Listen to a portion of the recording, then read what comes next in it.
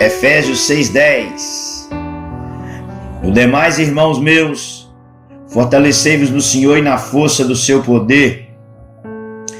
Revesti-vos de toda a armadura de Deus, para que possais estar firmes contra as astutas ciladas do diabo. Porque não temos que lutar contra o sangue, mas sim contra os principados, contra as potestades, contra os príncipes das trevas deste século, contra as hostes espirituais da maldade nos lugares celestiais.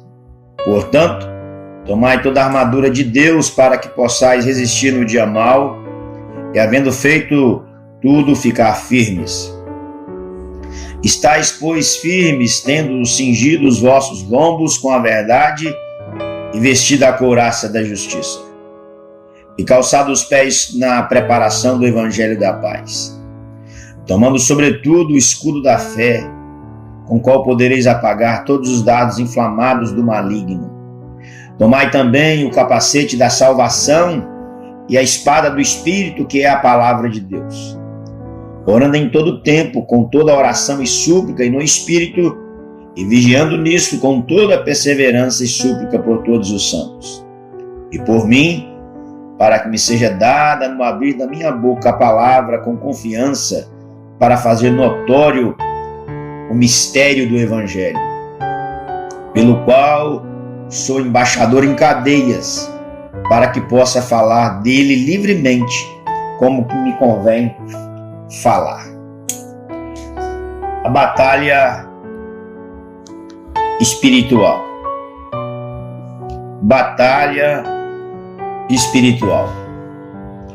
O apóstolo Paulo, ao escrever a carta aos irmãos da igreja de Éfeso, mostra que o Senhor, em Cristo, criou um novo povo. E este povo é o povo mais abençoado da terra. Este povo é a igreja de Jesus, que ele disse: eu edificarei a minha igreja e as portas do inferno não prevalecerão contra ela. A igreja do Senhor, o povo do Senhor, é abençoado com incontáveis bênçãos espirituais em Cristo, pois nele fomos escolhidos, comprados, adotados, santificados e selados com o Espírito Santo.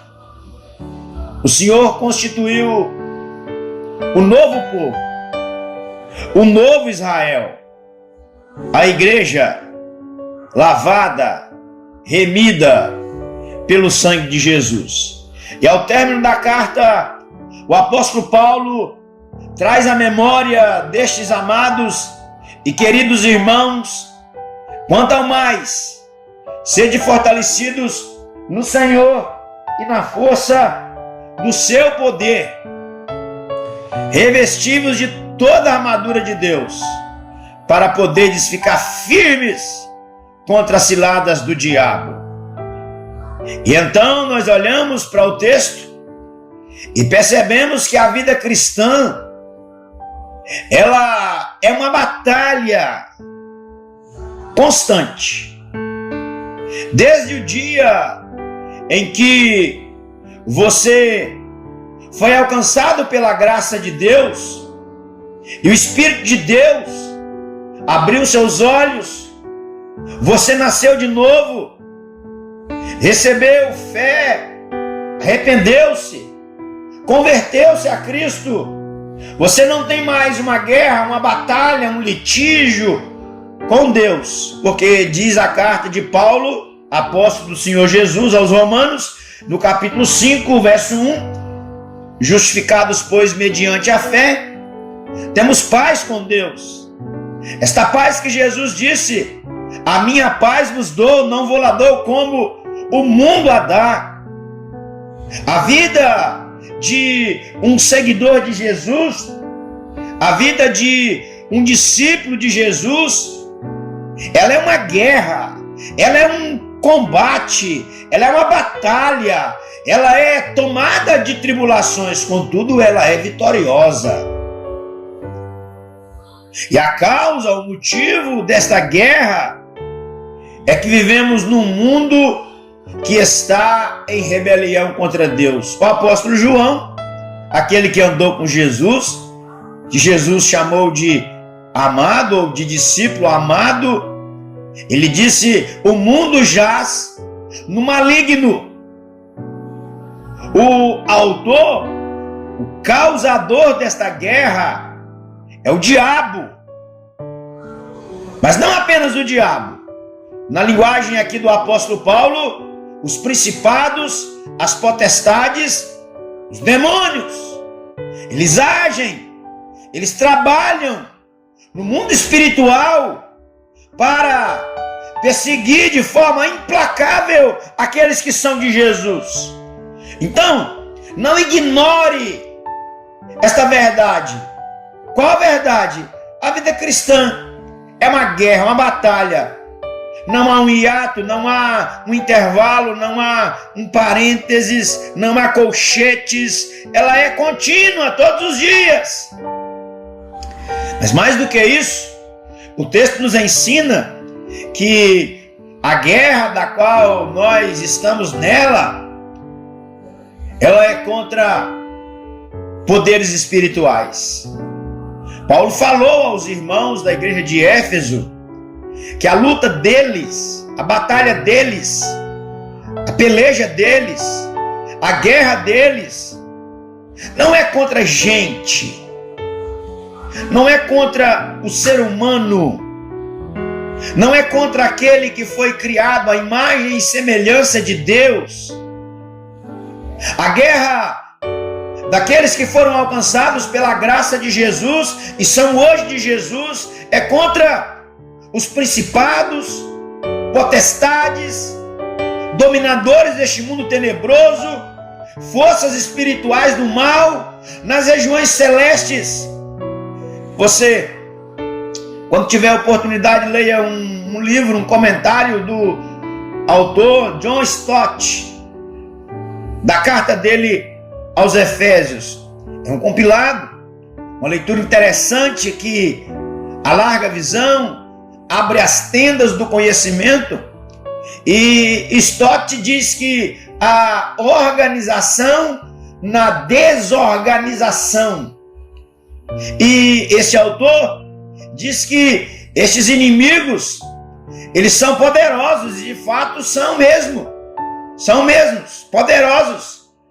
Eles são malignos, eles são astutos, inteligentes para enganar, inclusive os escolhidos de Deus.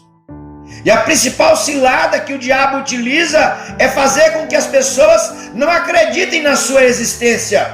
Aqui nós poderíamos citar o que Lutero, o reformador do século XVI, disse, e é verdade: o diabo está sempre nos extremos.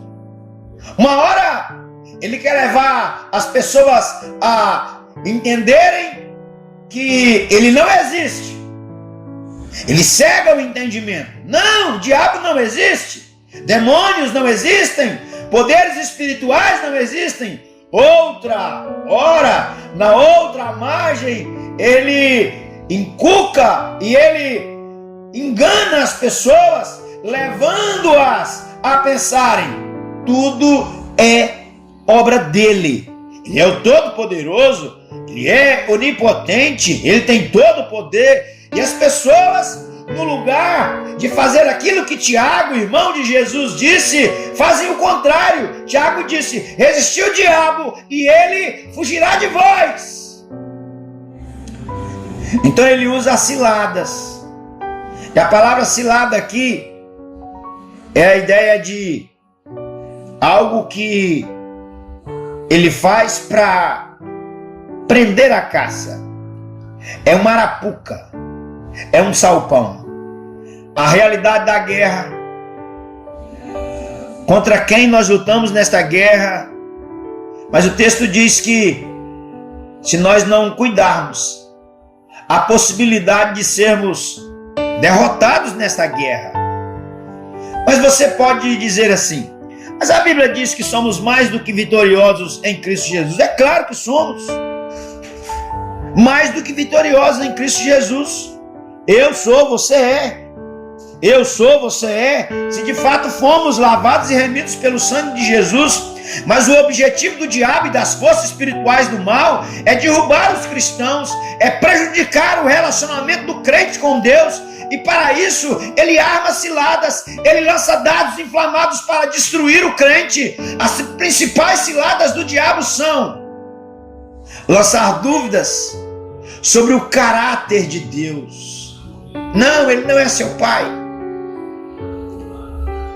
É lançar dúvidas sobre a palavra de Deus. Não, não é bem assim.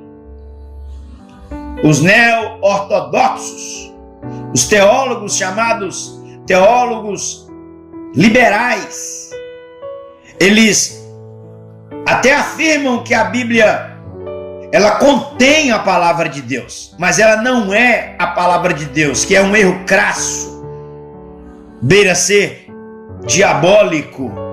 A Bíblia, ela não apenas contém, ela é a palavra de Deus, e ela é autoritativa, ela é inerrante e ela é suficiente para tudo. Há um movimento hoje, nos nossos dias, que até diz que a Bíblia é inerrante, que a Bíblia é autoritativa, mas ela não é suficiente. Ela pode até ser suficiente para salvar, mas ela não é suficiente para tratar dos dramas, das dores da alma. Como bem disse alguém agora numa conferência da Associação Brasileira de Conselheiros Bíblicos: a alma não toma comprimido, a alma não bebe remédio.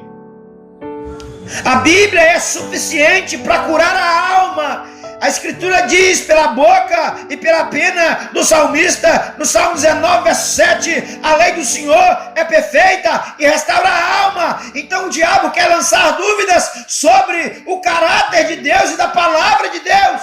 Foi isso que ele fez em Gênesis, capítulo 3, com Adão e com Eva. Ele quer lançar dúvidas sobre quem é o nosso Pai. Nós somos filhos de Deus, o Pai, o provedor, o Criador. E aí, ele persegue, o diabo persegue os cristãos, os filhos de Deus. Por fim, eu quero olhar com você para o texto sagrado e afirmar que nós temos tudo o que precisamos para vencer esta guerra. É só você observar e notar. O texto sagrado diz: quanto ao mais, veja só, sede fortalecidos no Senhor e na força do seu poder. Então nós vencemos a guerra, não é com o que sabemos, não é com o que temos. Nós vencemos a guerra é com a força do Senhor e é com o poder do Senhor. E aí então nós somos revestidos, ou nos revestimos de toda, não é de uma peça, é de toda a armadura de Deus. E Paulo fala de duas armas: o poder do Senhor, que é o poder que tirou Cristo da tumba, que ressuscitou a Cristo, e a armadura de Deus. Eu e você não devemos enfrentar as forças espirituais do mal, o demônio, o diabo, utilizando a nossa habilidade, mas devemos recorrer e buscar o poder de Deus, esse poder que ressuscitou Cristo e o exaltou, esse poder que está à nossa disposição. Também devemos utilizar a roupa adequada de um guerreiro, a armadura de Deus. Ei, você está numa batalha espiritual. Você já é vencedor porque você pode usar a força e o poder e a armadura do Senhor. Utilize isso hoje para vencer as batalhas da vida e na vida. Que Jesus, aquele que derrotou o valente, saqueou-lhe os bens e tirou tudo. Que Ele te abençoe, te faça um vencedor.